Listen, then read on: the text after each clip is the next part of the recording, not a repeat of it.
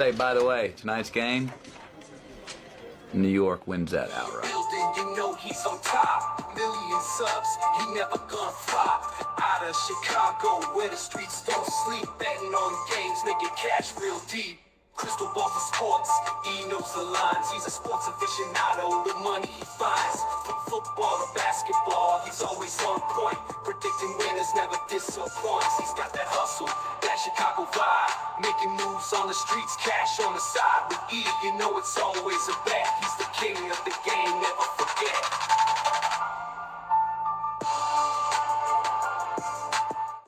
Hello and welcome to the Etoft21sports Show for December 30th. How's everyone doing? My name is Erik. I'm the man behind Etoft21sports. Absolutely loaded episode for you today. My boy Wade, aka Top Flight Wagers. Him and I are going to look back at Week 17 plus share Week 18 bets. And as always, Gino will have his horse racing bet of the day. But before I get all that, I'd like to say thank you to the sponsor of the show, PropX. Guys, if you're not using PropX, go to the App Store, download the app, use promo code ETOFT21. That way they know old Uncle Rico sent you. Now let's shift our attention over to Oaklawn. Loaded day of racing at Oaklawn this weekend with some Kentucky Derby points. Let's see what our boy Gino has as his horse racing bet of the day. Saturday at Oaklawn Park, Kentucky Derby points are on the line in the Smarty Jones. It's going to go as race number 10. Thought a pretty competitive race. I mean, you can make a case for Universe, who looks super logical, Boca Beach Club, Silent Tactic could be a fair price, Rancho Santa Fe's 2 for 2. Look at Oscar's Hope is going for 3 in a row here. Strategic Risk was a really nice winner last time out. And then on the outside, Sleeping on Freedom has won 2 in a row. Horse I'm a little interested in is the 3 Boca Beach Club, who is going to be stretching out now and going long after going 5 and 5.5 for a long. It's not always the easiest to go from 5.5 all the way to 1 mile and 1/16. But if you take a look at some of the siblings of this particular horse, you can see that a lot of them had some success going long. A horse named Promise of Spring was multiple graded stakes placed going long. And you can go through the siblings and you just see lots of horses who have that success going a little bit longer. So keep an eye on the number 3, Boca Beach Club, 4-1 on the morning line for us this week. That's going to be at Oaklawn Park on Saturday. Best of luck. Make sure to head on over to drf.com anytime you're playing the races. Make sure to give my boy Gino a follow at It's Me, Gino B. Now let's welcome this week's special guest all the way from California. I'm in the middle of the ice storm. I've lost power at my parents' place 3 times this week. My boy Wade. Wade, how about Midwest weather, my friend? Doing pretty good. I know my dad's out here visiting us right now. Obviously, he's from Indiana, so he's not missing the snow that's going on there either. It's pretty nice here. 70 degrees here. I know we're going to be getting hit with some rain over the next 10 days, though, so whack. So there's branches all over my parents' yard because of the ice. We've lost power, 2 times in like 3-hour bunches apiece. It's just weather in northern Michigan, man. You gotta fucking love it, dude. You gotta love it. I don't miss that at all, man. It's the best in the world. This is one of the tougher weeks. That's why I love having someone like you on. You know, someone that will dive deep in the numbers. I appreciate you coming on for the tougher weeks, dude. So I appreciate it. Let's jump right into it. Let's give our takeaway from the previous week. A lot of football went on. What was the one thing you took away, my friend? Yeah, before I start, I had to nudge Erik a little bit here. I knew I had a feeling. I actually told Mike, one of our buddies, I told him that I knew Erik was going to reach out to me about this last week and ask me to fill in. So I'm glad to do it. I know it's a tough week, not a lot of important games to talk about. But yeah, man, I think my biggest takeaway from last week, after a beautiful week, we had from between Saturday and Monday, we had a nice 8-3 run. So my members profited pretty nicely. But man, I was going to take the Bills money line. I'm glad I stayed off it because I think after watching that game and watching all the other games, I think the Bills, my biggest takeaway is I think they're just going to fumble away possibly their best chance to win a Super Bowl or at least get to the Super Bowl with the Chiefs finally out of the picture. And the reason, I just think that they have failed miserably to put a decent wide receiver core around Josh Allen. We got Khalil Shakir, Brandon Cooks, Joshua Palmer, Tyrell Shavers, Gabe Davis, and Keon Coleman. Erik, please stop me when I name a top 50, even a top 30 wideout. I just think it's criminal what they have done to Josh. Yes, I like Cook, I like Ty Johnson, and I really think the tight ends are very solid for this roster. But I just think this is going to bite them in a big way, like it did against the Eagles. Obviously, they did find success moving the ball in the second half, but I just think clearly they need a number one alpha that he can lean on when times get tough. I think they should have brought in somebody like Adams or traded for Higgins or done something to get him a bona fide star this past offseason. And I just think they're going to squander away Allen's best years. I know you may think this wide receiver core is solid. I don't want to like crap on them because they're not like the worst bunch, but I just think with his caliber of play, he deserves to have a number one wide receiver like a Puka Nacua. Like a Jamar Chase. I know they're not easy to find, but they could have brought somebody in that could have really led this wide receiver group. What do you think about that? The big rumor is they called about Waddle. They offered a first-round pick in this year's draft. The Dolphins scoffed and wanted a first-round pick in next year's draft because next year's draft is kind of the draft where everything's going to be. Next year's draft is way better than this draft. That's just more bluntly the way to put it. And the Bills turned them down. So the Bills had a chance to get Waddle, but they turned it down. Coleman's been a complete disappointment, has nothing on the route tree. You brought in Shakir, who is supposed to be the Diggs replacement, but he's just too small. He's an underneath guy. Yeah. Cooks, it makes him. They were going to him against the Eagles, but he's just not a number one guy anymore. Just not a number one guy anymore. What is up, my friend? I appreciate you tuning in. My boy, old man. They are bad without Kincaid. Michigan weather is awful. There was a 50-car pileup in down in Detroit. But I agree with you. If he's not going to win it this year, he's probably never going to win it. This is completely wide open for Allen to get it done. Mahomes is out. God only knows what's going to happen with the Ravens. Broncos are awful. I think the Jags are awful. I think the AFC is a complete shit show. I think this playoff season, I was talking about with someone yesterday, there's like no standout team. Like if you told me any of these teams win it, I wouldn't be surprised at all. No, we had a discussion, and my best guess right now is Jacksonville might be able to come out of it just because their defense might be able to do something. For some reason, Lawrence and Etienne are really playing like top-notch receiver running back. Eventually they'll run into a defense that might be able to slow them down, but I don't know. The AFC is just wide open. I really don't know what's going to happen there. My takeaway, and my boy Pete may hate this because he's from the Chi. Uh-oh. The Bears are having a very good season, but can we pump the brakes for a second and take a clear look at what they've actually done? I have people blowing up my phone. I have my new quote-unquote friend. She is telling me this is the year that Chicago is legit, Super Bowl contenders. And the hardest things for fans, especially the fans who bet, is stepping back and removing emotions and from the conversation. Now, look, I know people are just going to say I'm an angry Lion fan. But for the record, I bet the Lions not to make the playoffs. This isn't fandom. It's numbers. Yeah. My model has the Bears at a 9-win team. So, yes, they've overachieved. But when you dig into the metrics, the profile isn't nearly as impressive as the record suggests. 16th in DVRA, which puts them squarely in the middle of the pack. Defensively, more concerning.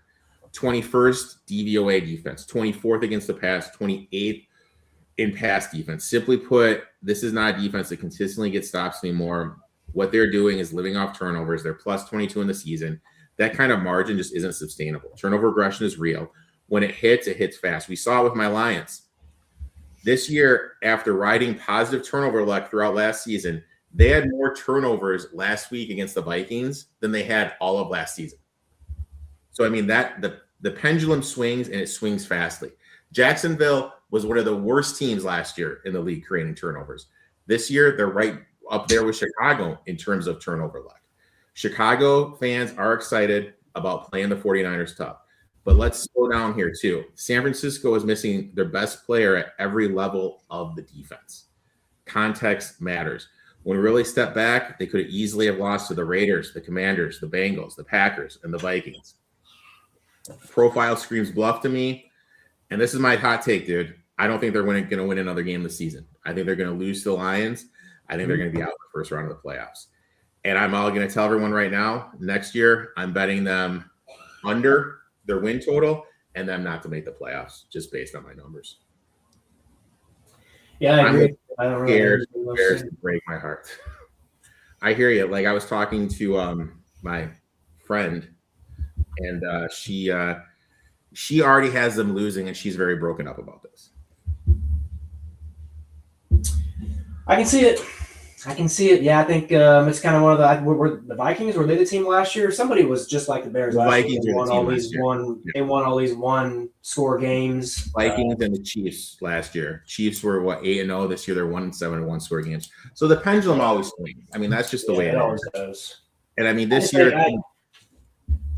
Go ahead. Go ahead. Sorry. Well, I was going to with Ben Johnson obviously coming in. It's one of those things where you see how these upbeat younger coaches, they come in. Seahawks are good. Jacksonville is good. They're obviously good. So I don't know if it's if we'll be able to sustain that, kind of like Washington. They had all that energy last year. They dropped the ball late in the season and they had a bad year. I think I feel the same, like kind of what you're saying is the Bears had they overachieved so much this year. I do think there could be some regression coming, at least next year. Maybe the year after that, they might pick it back up because I do think Johnson's a good coach. I still am not a believer in Caleb Williams. Yeah, I don't know if I ever will be, man. I really don't. I don't know. He's gonna have to win me over. My thing with Caleb is he turns his back so much to the field, and that eventually is going to just catch up with you. Yeah. And I mean, it's even now they've been banged up, and you got to give them credit. They've been insanely banged up, and injury luck happens too. I mean, look at last year. Last year, the Ravens were the luckiest team when it came to injuries. This year, they're dropping like flies. Let's go ahead. Let's go into the betting. We each have 3 bets. Those tuning in for the first time. Before we get into all that, let's go ahead. Let's take a gander back at how we did last week.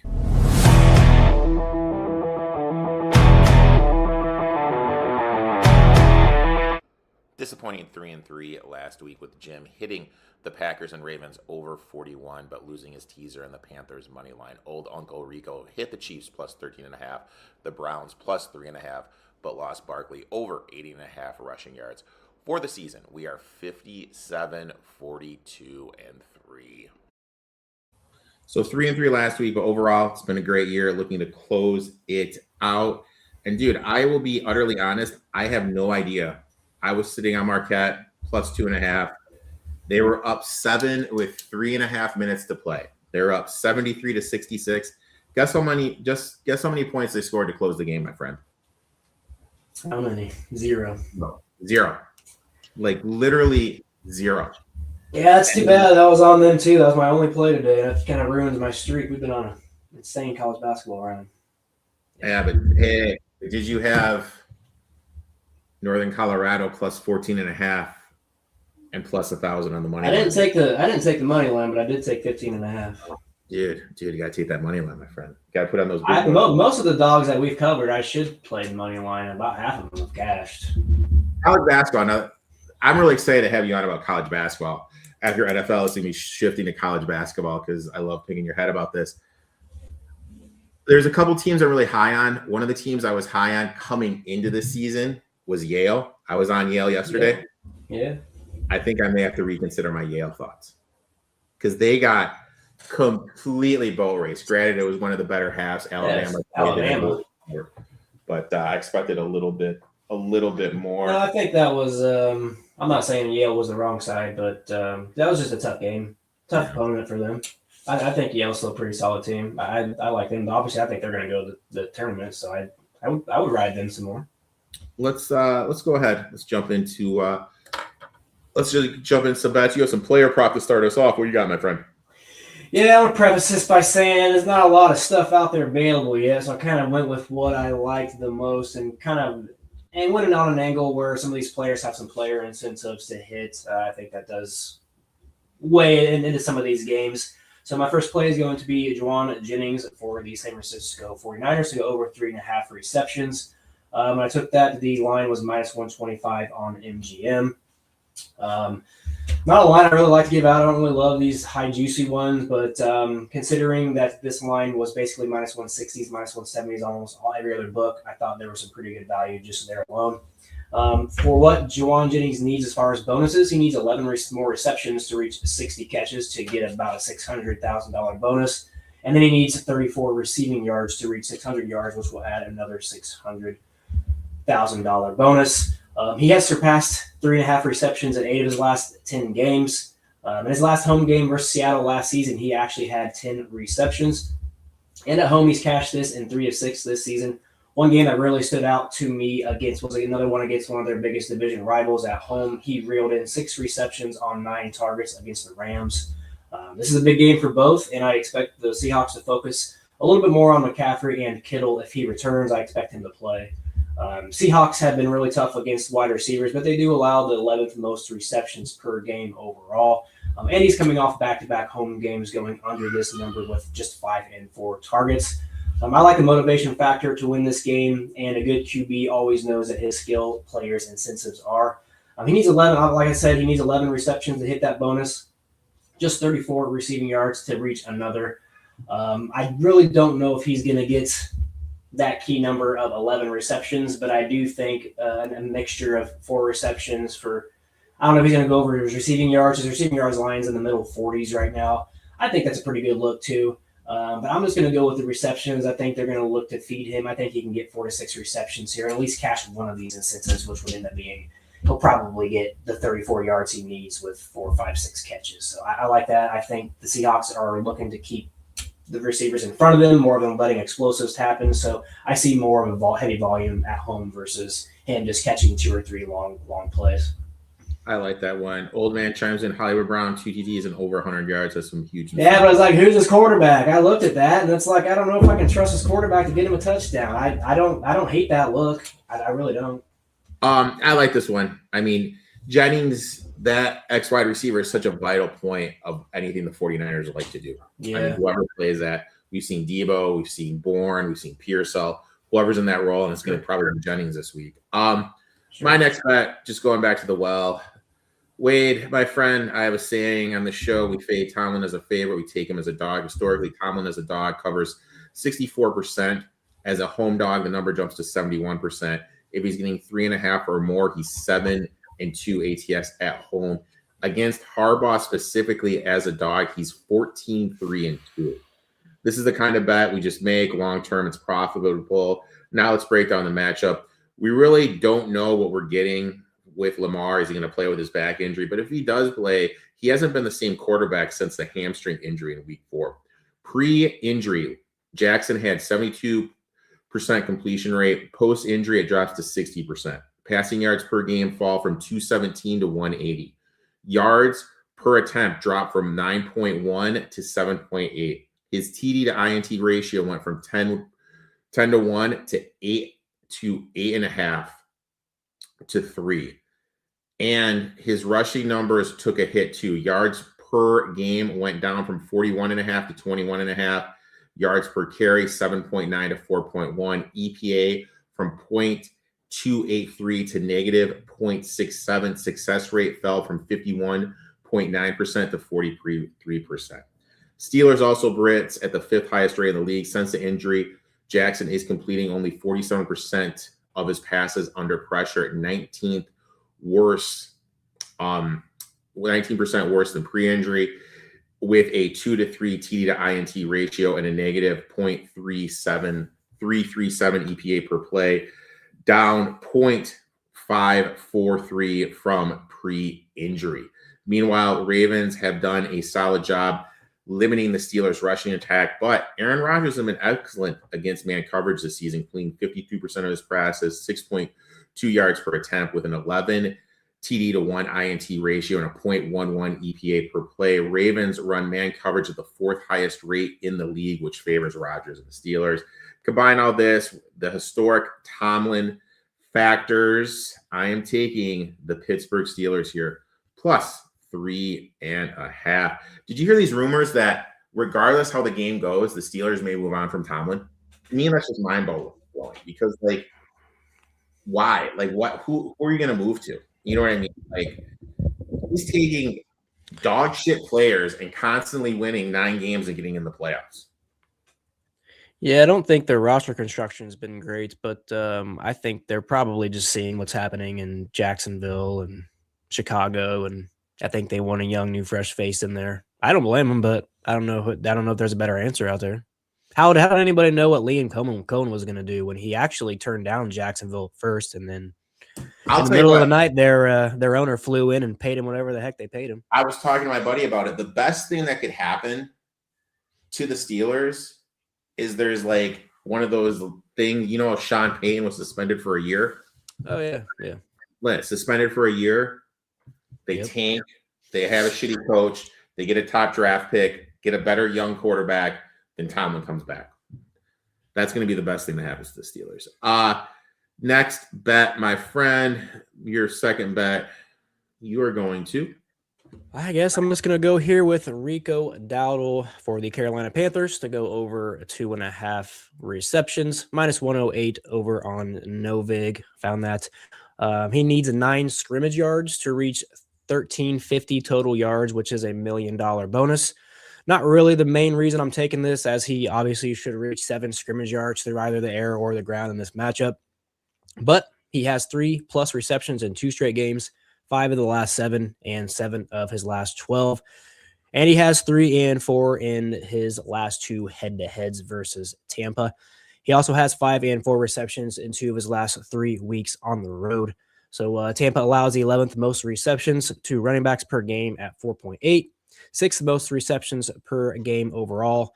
Dowdle sits third on the team in targets at 48 with a 10.7% target share. Tampa has allowed 3 to Achane, 4 to Dowdle, 8 to Robinson, 6 to Carter, and 3 to Bam over the last 5 weeks alone. That's 5 separate players. I'm just thinking a close battled game. I like Young to keep looking Dowdle's way, coming off back-to-back games with 5 and 6 targets in a must-win game versus Tampa and Seattle. Again, in a must-win game, I just think he's going to look back to go into him. I'm not sure how much they're going to be able to run the ball against the Bucs, so I think he might scatter out of the backfield and get a few quick receptions. No, they never used them. Are they good paying out? Yeah, fantastic. If you're not using Novig or Profit X, if you have access to them, you are missing out on probably the best lines in any market for the most part. I use Profit X a lot. Next one, look, dude, I'm doing it. Give me the Tampa Bay Buccaneers -2.5. Now, look, I know they've lost 4 straight, haven't covered since week 8 against the Saints, but historically, teams in this position go 3-1 ATS over the last 20 years. That's a trend we can't ignore. I've been saying it for months. If the Panthers make the playoffs, they're going to have to commit to Bryce Young long-term. Then they are going to be in the same spot as the Dolphins, stuck with an undersized quarterback from Alabama who they drafted way too high. Let's look at Young's numbers on the road. He's 5-2 at home, 3-5 on the road. Another key thing, under pressure on the road. 4-3 TD to INT ratio, 36% completion rate. That's concerning. The Bucs blitz at the 4th highest rate in the league, and over the course of the season, Young is completing just 49% of his passes under pressure with a negative 0.27 EPA per play. That tells me he's going to struggle here. Bucs run zone 71% of the time, and Young has a 7-6 TD to INT ratio against zone, and also per PFF under pressure. He ranks very lowly at ball protection, meaning he's likely to fumble. On the flip side, Panthers run zone coverage at the highest rate in the league. Mayfield has been excellent against zone this season, 67% completion rated, 7.6 yards per attempt.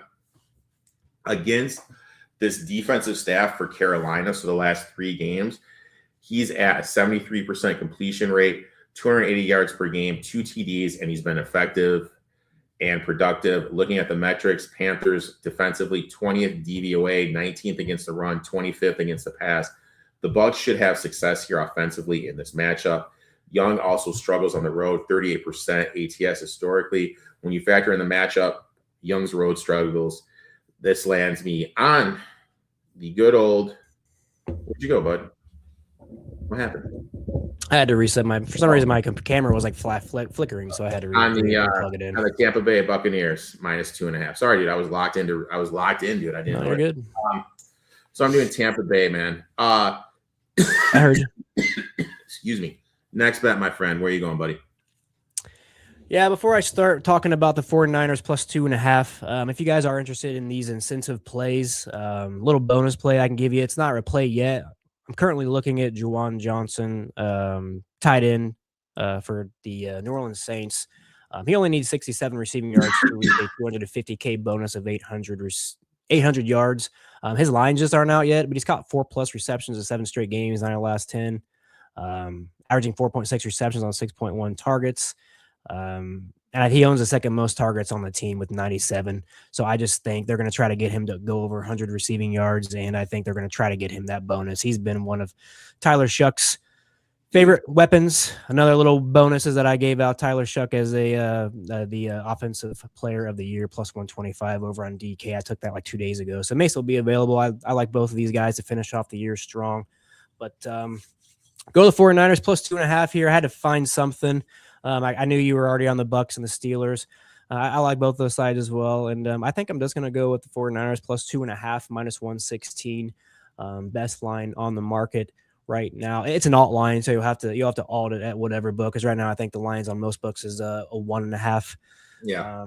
Like I told Erik off air, I really don't like to take a team to beat a team twice. Usually teams it's really tough to beat a team twice in the season, but as I look back in the history between these two, it has happened pretty often in years past where San Francisco has beaten Seattle twice in the same season, and I just think that San Francisco's offense matches up well against Seattle's biggest strengths here. While Seattle's defense ranks top 3 in scoring, yards per play, and third down defense, the 49ers offense is top 5 in scoring, top 5 in yards per play, and top 10 in passing, showing they can still generate efficient offense even against elite units. We saw against Chicago, 49ers just looked like they couldn't be stopped after that. Obviously, the first drive turnover. Their offense is just a well-oiled machine right now, and I'm not sure what Seattle is going to be able to do about that, especially at home. Last year, before I say that, Seattle also ranks just 22nd in rushing yards allowed, an area that San Francisco can exploit to stay on schedule and neutralize Seattle's pass rush.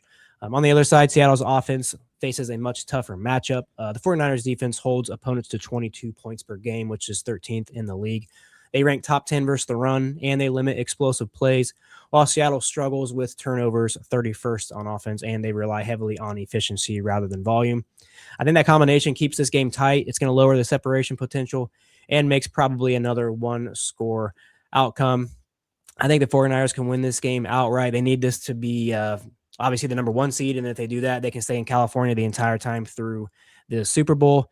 I'm a Vikings fan, and I kind of want to fade Sam Darnold in the biggest moments, and this is going to be his biggest moment this season. They need to win this to get the number 1 seed.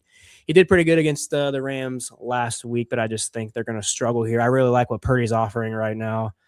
This offense has a little bit more zhuzh to them, and I think they're going to keep it rolling here. And also, by the way, what I was going to mention earlier is they lost to Seattle last year. Same scenarios last year. They beat Seattle first game at Seattle.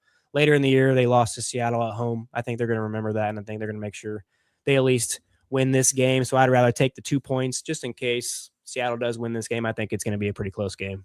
And Seattle really does struggle covering the middle of the field. That's where Kittle and Jennings live. I think they're going to have some success moving the ball. Nice. Going to be on this one. Excuse me. My next play, staying in the Panthers and Bucks game, give me Mike Evans over 52.5 yards receiving. Must-win game for the Bucks here. I expect them to pound the ball and get Evans the ball. Evans involved early and often. Panthers are 23rd DVOA against wide receiver ones. They run zone coverage at the highest rate in the league historically. Evans has been elite against zone coverage. I know he's been down this season, but I really believe that's due to injury. He's fully healthy. I expect a bounce back performance here. Looking at his last 3 games against the Panthers, Evans has cleared 52.5 in 2 of 3, averaging 10 targets, 7 receptions, 82 yards per game. The Panthers defense is allowing 203.2 passing yards per game, 7.1 yards per catch this season. Excuse me. Since coming back from injury, Evans is averaging 64.7 yards per game, 9.3 targets, and 4.7 receptions per game. With the season on the line, I expect the Bucks to lean on Evans. I think he could easily clear this number of 52.5 in this matchup. I'll probably ladder it up. Give me Mike Evans over 52.5 receiving yards. God, I am struggling today, my friend. I am sorry, dude. Wade, 132 yards in his last home game. If that helps you. Dude, I'm telling you, man, like they're gonna pound the shit out of him here, dude. Like the Panthers back four is really bad, man. Is really, really bad. He's been doing really good work. At least no, this year he's been injured, but if you look at his last 10 games at home, he's went over this line in 7 of his last 10 at home. So when he's healthy, he's pretty hard to stop. I like this play too. I'm gonna take this with you right now. FanDuel -114. I love it. This is his 4th game back. I love it here. Yeah. Wade, I'd like to thank you for taking time out of your schedule, coming on, talking a little shop. Those who don't know, Wade is on my podcast every single week. There's a UFC card. Obviously, we're in a little bit of a break with it going over to Paramount. Him and I have been talking. We are going to go live for one of these cards. Which card? I cannot tell you that because we're still trying to figure that out. But the first one of the year. It's a good one. It's a good one to start. Yeah, but is there NFL that day though? That's my question, dude. Yeah, no, that's what we got to figure out. I thought it was the 27th, but I think I had that date wrong.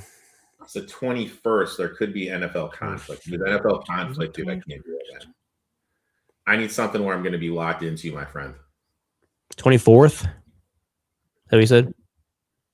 I thought there was one the 21st. That's a Wednesday. Oh my god, dude, how fucking bad am I?